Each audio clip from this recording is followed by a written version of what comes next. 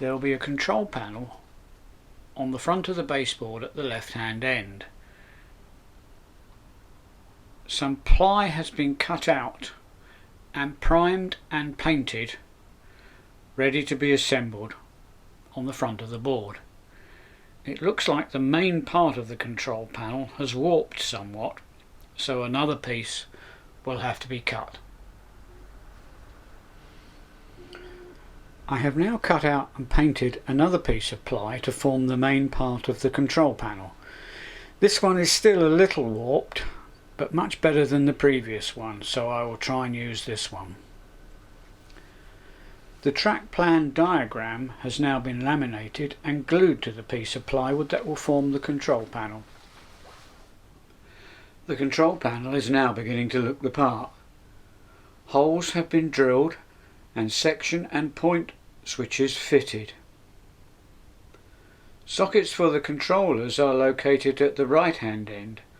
Only one has been fitted so far because, well, I've temporarily mislaid the other one. I told you my garage was untidy.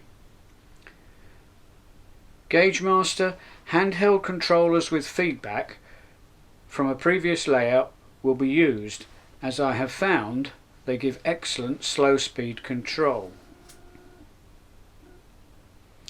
Eventually, scenery of some sort will cover the wiring at the back of the panel, but at this stage I'm unsure whether it will be fixed or removable.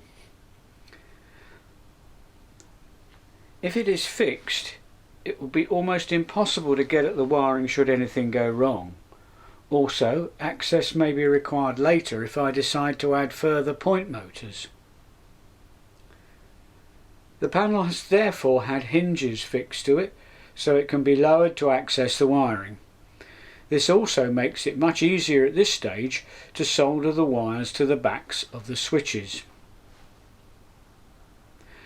As far as I'm concerned, soldering is a black art which I've never mastered, so anything that makes it easier for me has got to be a good thing.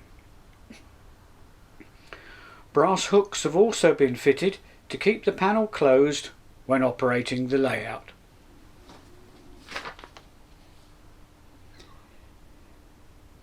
It's now about a week since the previous shot was taken, but as can be seen, the control panel is now in position on the layout.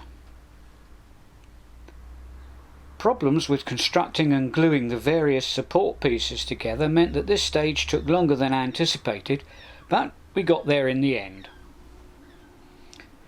The eagle-eyed amongst you will have noticed a couple of small changes to the previous shot. The right-hand hinge has had to be moved inboard a little, as I discovered that one of the screws was screwed into thin air. The interior of the ply had delaminated and left a hole where the screw went. Also, and this was due totally to my incompetence, I had made the screw holes oversized for the hooks to hold the panel closed when in use. Result: no purchase and screws that had no purpose. This was easily rectified by moving the hooks to the panel supports and putting new large screws in the panel itself. Simple, eh? As can be seen, the panel actually does hinge forward nicely, but needs some restraining wires or straps to hold it in a more horizontal position to make soldering easier. For the time being, and to enable this shot to be made, I have temporarily lashed up a restrainer by simply using layout wire.